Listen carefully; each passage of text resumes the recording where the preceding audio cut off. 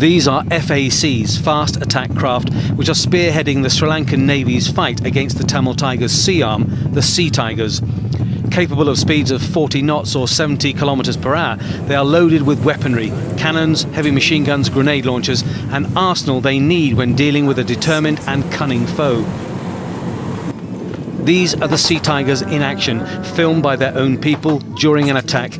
They move in formation, each taking a turn to strike, operating at fast speeds. Over the years, the Sea Tigers have evolved into a deadly fighting force.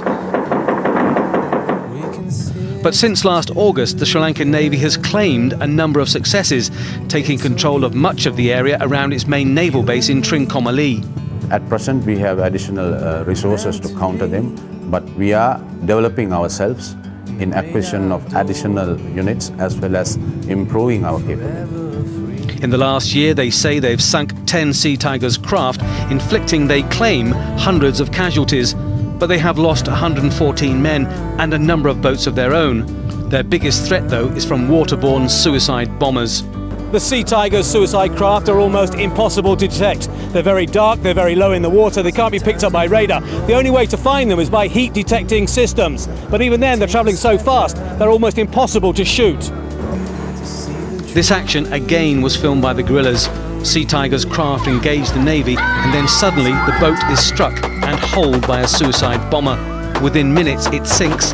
The dead are left floating. For those who faced a suicide attack, it's an experience which stays for life. So when the attack boat hit us, if our maneuverability is restricted, if it reduces our speed, then that's it, you're gone, because suicide craft is going to come and ram on you. It's modelled on an American stealth bomber, but this is a suicide boat packed with explosives, and this, their latest development, a human torpedo contraption designed for suicide attacks. The Navy is desperate to cut off the Tamil Tiger supply lines from the sea, but in the east, for example, it covers 123,000 square kilometres of sea, almost impossible to patrol.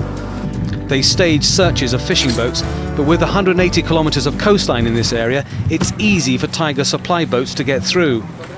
The potential and the network and the sea transportation is something that the foreign countries, organizations can prevent by way of controlling their finances, by way of purchasing of items, and by way of boarding them into vessels. For the fishermen and the economy, this war has been a disaster. The once tranquil waters around this paradise island are regularly the scene of death and destruction, and before this conflict is resolved, many believe the final battle will be at sea. Tony Bertley, Al Jazeera, Trincomalee, Sri Lanka.